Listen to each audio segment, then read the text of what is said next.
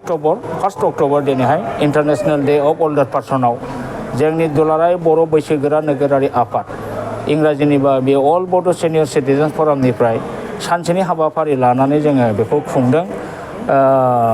8:30निफ्राय flag hosting जानानै 5:30सिम जोंहा प्रग्राममोन। दा दिनै बे इन्टारनेशनेल डे अफ ओल्डार पार्सनखौ खुंनायनि थांखियानो बेनो जे जोंनि एकदम माने बैसो जाथारनाय बोराय बुरिफोरखौ बेबादि ज' खालामनानै गावजों गाव मोखांजों मोखां नायलायलायनानै रायलायनानै मिनि बाला बाला जोङो रायलायनायनि गेजेरजों बिथांमोननि जेनाखि गोग्लैसोनानै थानाय परिबेसनिफ्राय दिनै बिथांमोनहा फैनानै जोबोद मोजां मोनफैदों आरो जोङो जयै बोथिसे ओंखाम जालायलायदों। बेजों जोङो बेखौनो एवारनेस खालामनो नागिरदों जे बोरायब्लाबो बुरिब्लाबो जोंहाबो दासिमबो हारिनि थाखाय जोंहाबो मावनो हानाय गोहो दं।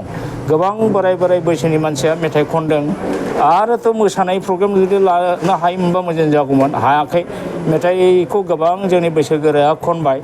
थिग बेबादिनो दिनै बैसोगोरा सुबुंफोरखौ गोबां जोङो नुयो समाजाव न'खरफोरा अनास्था खालामो। जों बे एवारनेसनि दारै बेखौनो दिन्थिनो बा सुबुं समाजखौ खावलायनो लुबैदों जे जोंनि फिसा फिसौ बिहामजो फिसाला फिसाजोफ्रा बोराय बुरैखौ अनास्था खालामालासिनो जाहाथे जोथोनै लाखियो, बिथांमोनखौ थैजासे जाहाथे आदर खालामनानै फोथैयो, बेखिनिखौ मावनांगोन। बा गोबां जोंनि बोराय बैसोनि सुबुङा पेन्सन मोनाखै, पेन्सन मोनैखौ जोङो जोंनि बे बर' अल बड' सिनियर सिटिजेन्स फरामनि दारै जोङो मोनहोनो नाजागोन। आरो जों नुदों समाजाव आजिखालि बे फिजायै बोराय बुरैफ्रा बिराद अनास्था जानानै थायो। बेनिखायनो जोङो सानदों जोंना आफादा अलरेडि रेजिस्टार जाबाय, कनस्टिटिउसन दं।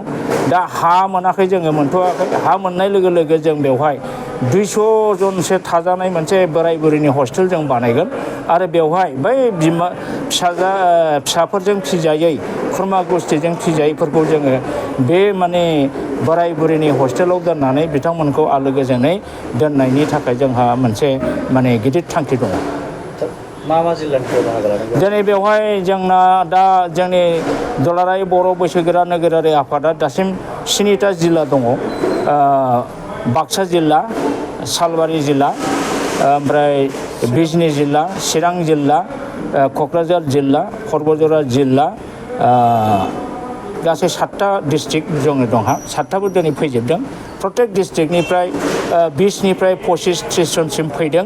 जोबोद मोजां अंशग्रहण नुदों।